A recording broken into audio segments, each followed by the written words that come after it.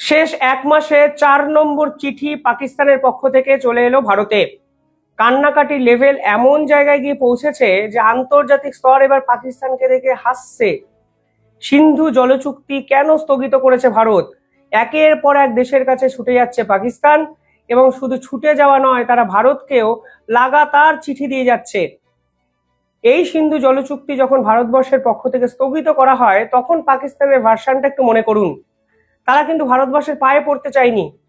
তখন তারা বলেছিল, সিন্ধু জলচুক্তি যদি রিস্টোর করা না হয়, আবার যদি আগের জায়গায় ফিরিয়ে যদি না নিয়ে যাওয়া হয়, তাহলে ভারতের উপরে তারা পারমাণবিক হামলা অবধি করতে পারে। পাকিস্তানের পক্ষ থেকে একটি স্টেটমেন্ট এসেছিল, সেখানে তারা বলেছিল 130টি পারমাণবিক ওয়ারহেডস ভারতের দিকে তাক করে তারা রেখেছে, এবং দিনের পর দিন ভারতকে উড়িয়ে দেওয়ার জন্য তারা এটাকে মেনটেন করেছে। নয় সিন্ধু জলচুক্তি তারা আগের জায়গায় ফিরিয়ে নিয়ে যাবে, না হলে পারমাণবিক হামলার সম্মুখীন হবে ভারত। আর আজকের এই ভার্সানটা দেখুন, যেখানে তারা ভারতের পায়ে পড়ছে, একবার দুবার নয়, চারবার, এবং তারা সরকারি মহল থেকে চিঠি লিখে বলছেন, দয়া করে সিন্ধু জলচুক্তি আপনারা আগের জায়গায় ফিরিয়ে নিয়ে যান, আমরা আলোচনা চাই, আমরা শান্তি চাই। এবং এই যে পার্টিকুলার পাকিস্তানের পক্ষ থেকে একটি ডেলিগেট টিম আন্তর্জাতিক স্তরে পাঠানো হচ্ছে, তারা প্রত্যেকটি দেশের কাছে গিয়ে আর্জি করছে যে দয়া করে ভারতকে বোঝান, ইন্দাস ওয়াটার ট্রিটি আগের জায়গায় রিভাইভ করতে হবে, না হলে পাকিস্তানের অবস্থা অত্যন্ত খারাপ জায়গায় গিয়ে পৌঁছাবে। এই পুরো বিষয়টা অন্য মাত্রায় পৌঁছে যায় যখন এই পুরো ব্যাপারে আমেরিকা ফের একবার ঢুকে যায়। আমি জানি না আমেরিকার কিসের এত দরদ। এই পাকিস্তানকে বাঁচিয়ে রেখে আমেরিকা আলটিমেটলি কতটা সুবিধা করতে পারবে আন্তর্জাতিক স্তরে আমি সত্যি জানি না, কিন্তু সিন্ধু জলচুক্তি নিয়ে ফের একবার আমেরিকা ঢুকে যায়। পাকিস্তানের পক্ষ থেকে একটি ডেলিগেট টিম ভারতকে কপি করে আন্তর্জাতিক স্তরে তারা বার করেছে। তারা প্রথমে জাতিসংঘে বা রাষ্ট্রসংঘে গেছে, তারা পরবর্তীকালে আমেরিকায় গেছে, এবং এখন সেই টিম ইউকেতে আছে। আমেরিকা সফরের পর পাকিস্তানের চিঠি, এটা কিন্তু নিঃসন্দেহে অন্য একটা বার্তা দিচ্ছে, এবং পরিষ্কার বোঝা যাচ্ছে এই চিঠির পিছনে ডোনাল্ড ট্রাম্পের আমেরিকা আছে। কারণ আমেরিকার সাহায্যেই এই ভারত এবং পাকিস্তানের এই যে প্রাথমিকভাবে সংঘর্ষ বিরোধীটা এই চুক্তিটি হয়েছে বা এই সিজফায়ারটি হয়েছে, তাতে কিন্তু পাকিস্তান বাঁচার একটা জায়গা তৈরি করেছে বলে অনেকে মনে করছেন। আমেরিকা ভারতকে ফোর্স করতে পারেনি, কিন্তু এটা বাস্তব, আমেরিকার পায়ে বারংবার পাকিস্তান গিয়ে পড়েছিল। কারণ তাদের যে এয়ারবেস আছে, যে এয়ারবেসে আবার নিউক্লিয়ার স্টোরেজ হিসাবে তারা ব্যবহার করে, সেই নূর খান এয়ারবেস আসলে আমেরিকা দ্বারা কন্ট্রোলড। অর্থাৎ পাকিস্তানের এই চিঠির পিছনে যে আজকে আমেরিকা আছে, তা আন্তর্জাতিক স্তরে এস্টাবলিশড হয়ে গেছে, প্রতিষ্ঠিত হয়ে গেছে।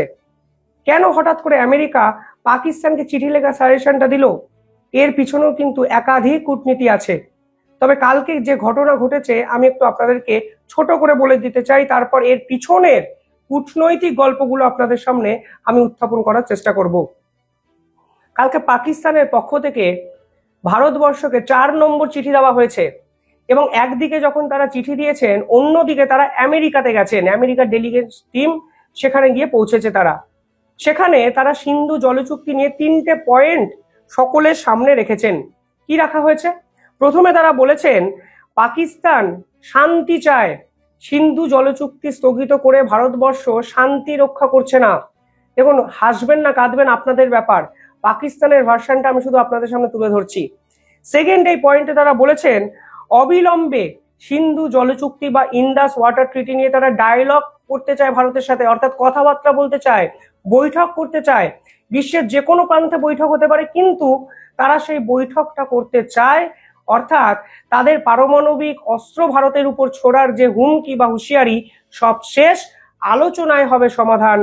যা বারবার ভারতবর্ষ বলেছিল যে শান্তির প্রয়োজন আছে, আলোচনা করুন, দয়া করে সন্ত্রাসবাদকে প্রশ্রয় দেবেন না।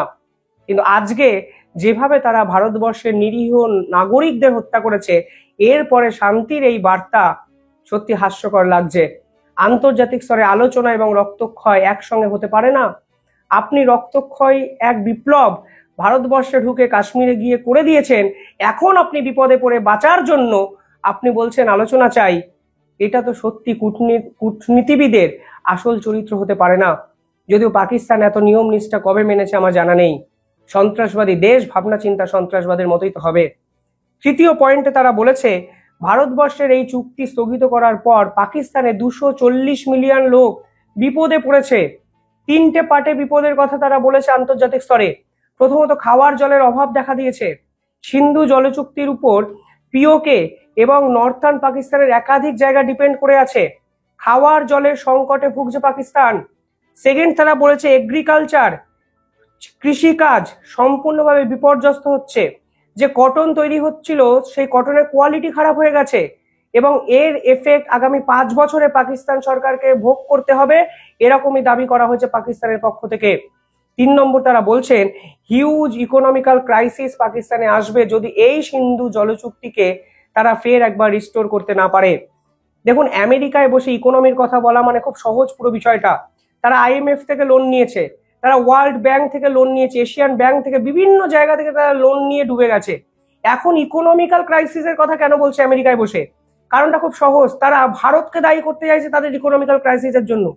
সিন্ধু জল চুক্তির উপর পাকিস্তানের ইকোনমি তো ডিপেন্ড করে থাকে, এটা বাস্তব।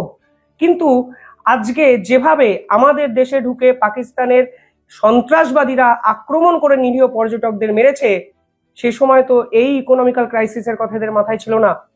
অ্যাকচুয়ালি ভারতের উদারতাকে দিনের পর দিন দুর্বলতা ভেবেছে এই পাকিস্তান, চীন, ওয়েস্টার্ন আমেরিকার মতো একাধিক বিভিন্ন বিভিন্ন বিভিন্ন রাষ্ট্র।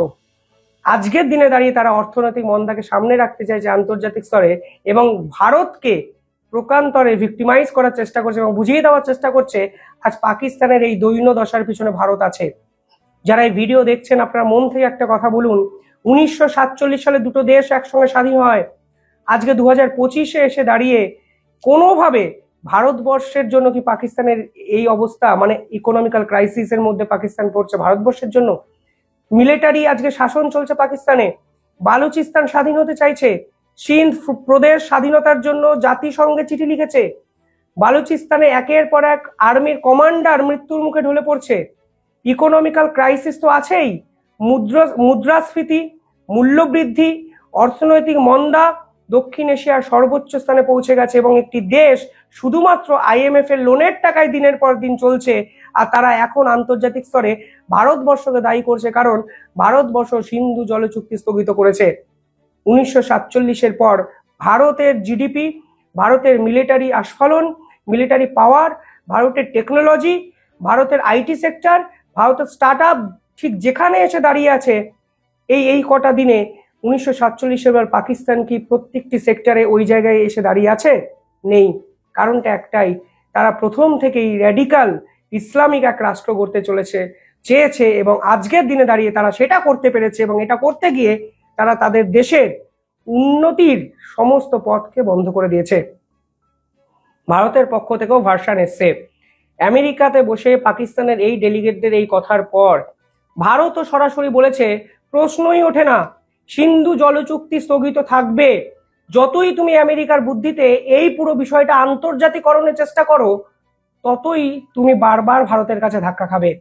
আমেরিকা এখানে পাকিস্তানকে খেলানোর চেষ্টা করছে। কিছুদিন আগে পাকিস্তান আমেরিকাকে একটা লোভ দেখিয়ে দিয়েছে।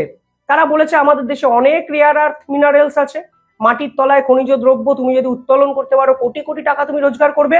এই লোভে এখন পাকিস্তানকে হাতিয়ার করছে, মানে পাকিস্তানকে বাঁচার হাতিয়ার করছে আমেরিকা পাকিস্তানকে এই সাজেশন দিয়েছে যে তোমরা ফের একবার চিঠি দাও, একের পর এক চিঠি দাও।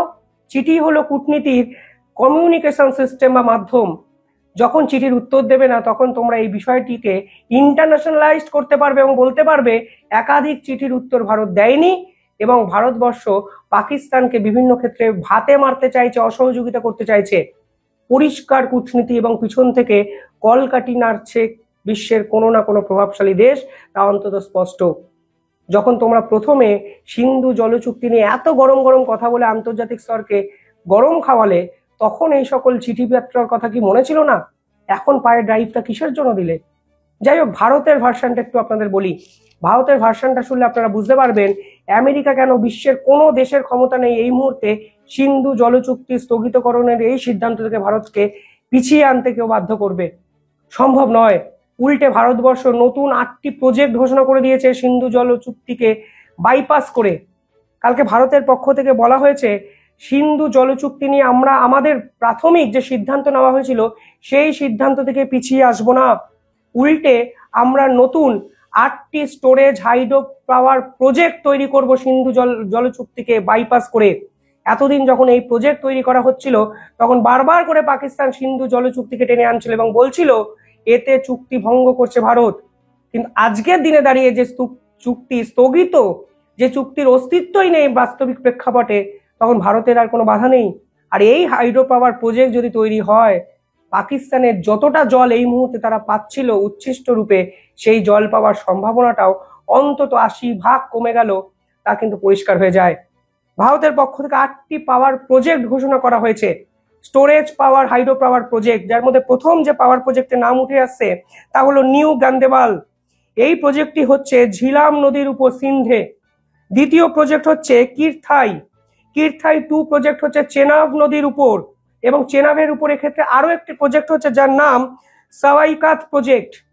4 নম্বর প্রজেক্ট যেখানে ঘোষণা করা হয়েছে তা হলো উড়ি স্টেজ 2 প্রজেক্ট, যা 240 মেগাওয়াট বিদ্যুৎ তৈরি করবে, যা ঝিলামের উপর তৈরি করছে ভারত। এই হলো প্রাথমিক 4টে। নতুন 4টে ঘোষণা ভারতের পক্ষ থেকে এসছে। টোটাল 8টা প্রজেক্ট ভারত কিন্তু সিন্ধু জল চুক্তিকে বাইপাস করে করছে। কোনো আমেরিকা, কোনো ইউকে, কোনো ইউএন কোনো বাধাকে ভারতবর্ষ আর বাধা হিসাবে ভাবছেই না। যেভাবে পাকিস্তান ভারতকে অশান্ত করেছে তার থেকে 50 গুণ বেশি এফেক্ট এই সিন্ধু জল চুক্তি স্থগিত করে ভারতবর্ষ দিয়েছে। এই ধাক্কা পাকিস্তান ঠিক কিভাবে মোকাবিলা করবে সেটাই তাদের কাছে এক বড় প্রশ্ন। বাকি 4টে প্রজেক্টের মধ্যে অত্যন্ত ইম্পর্টেন্ট হলো ভারতবর্ষ চেনাবের উপর পাকালদাম প্রজেক্ট করছে। এই পাকালদাম প্রজেক্ট কিন্তু জম্মু কাশ্মীরের প্রথম storage base hydro power project, এবং এটা কিন্তু ভারতবর্ষের বিভিন্ন ক্ষেত্রে উন্নতির যে ধারা তা কিন্তু অন্য লেভেলে নিয়ে যাবে যদি জম্মু কাশ্মীরে এই প্রথমবারের জন্য এই ধরনের storage base hydro power project তৈরি করতে পারে ভারত। সেকেন্ড যেটা হচ্ছে তা হলো র্যাটেলদাম প্রজেক্ট, 3 নম্বর কিরু প্রজেক্ট, 4 নম্বর কেওয়ার দাম প্রজেক্ট। অর্থাৎ 4টে প্রজেক্ট, উপরের 4টে, টোটাল 8টা প্রজেক্ট সিন্ধু জল চুক্তিকে বাইপাস করে করছে ভারত। কালকে চিঠি পাওয়ার পরে ভারতের এই ঘোষণা নিঃসন্দেহে এটা বুঝিয়ে দেওয়া, তোমরা 4টের বদলে 40টা চিঠি দাও, আমরা আমাদের সিদ্ধান্ত থেকে সরে আসবো না। তোমরা রাষ্ট্রসংঘে গেছো, তোমরা আমেরিকাতে গেছো, তোমরা ডোনাল্ড ট্রাম্পের অফিসারদের সঙ্গে কথা বলেছো, তোমরা এখন ইউকেতে আছো। অর্থাৎ তোমরা ভাবছো তোমাদেরকে বাঁচাবে ওয়েস্টার্ন কান্ট্রিগুলো, কিন্তু আজকের বাস্তবে প্রেক্ষাপটে দাঁড়িয়ে এটা হয়তো বুঝতে পারছো তোমাদেরকে বাঁচানোর ক্ষমতা একমাত্র ভারতের হাতে। সিন্ধু জল চুক্তির উপর তোমরা 34% ডিপেন্ডেন্ট, তোমাদের জিডিপি 23% ডিপেন্ড করে থাকে সিন্ধু জল চুক্তির উপর। এর জন্য তোমরা আজকে চিঠি লিখে ভারতের পায়ে ধরছো, আর ভারতবর্ষ তোমাদের আসল অকাতটা বুঝিয়ে দিচ্ছে। কমেন্টে জানাবেন আপনারা কিভাবে দেখছেন পুরো বিষয়টা। চ্যানেলটিকে ভালো লাগলে একটু সাবস্ক্রাইব করে দেবেন। ধন্যবাদ।